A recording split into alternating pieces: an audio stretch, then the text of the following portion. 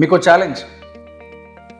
ఒకసారి మీ ఐస్ని 80% క్లోజ్ చేసి ఒక టెక్స్ట్ బుక్లో ఒక పేజ్ మొత్తం చదివి అండర్స్టాండ్ చేసుకోవడానికి ట్రై చేయండి. కష్టం అంటారా? సరే, ఇంకొక ఛాలెంజ్. ఒక క్లాస్లో మీరు ఫ్యాకల్టీ బోర్డు మీద ఏం రాస్తున్నారో అది చూడకుండా సబ్జెక్ట్ జస్ట్ విని మాత్రమే అర్థం చేసుకోవడానికి ట్రై చేయండి. ఇది కూడా కష్టం అంటారా? ఓకే, ఈ ఛాలెంజెస్ అని పక్కన పెడదాం. మీకు ఒక స్టూడెంట్ గురించి నేను చెప్తాను.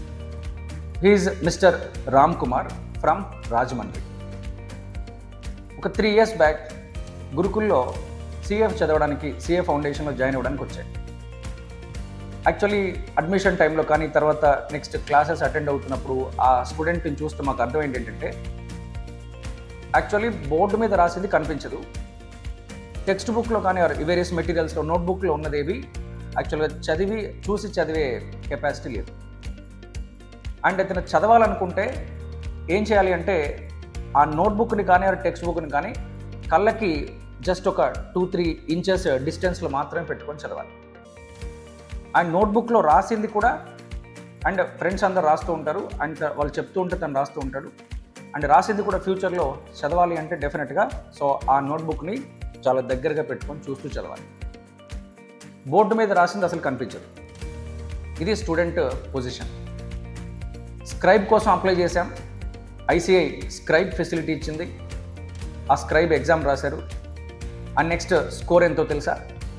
318 marks out of 400 in the foundation stage. Next same efforts CA ఇంటర్లో కూడా.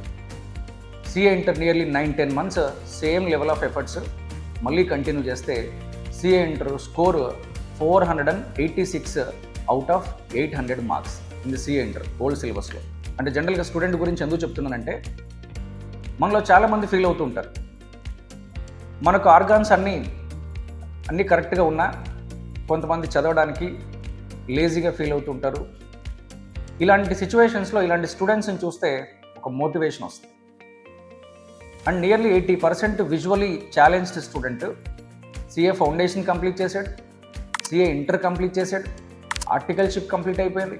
Now he has given his final attempt in this May 2024 and waiting for results. Let's see. Thank you.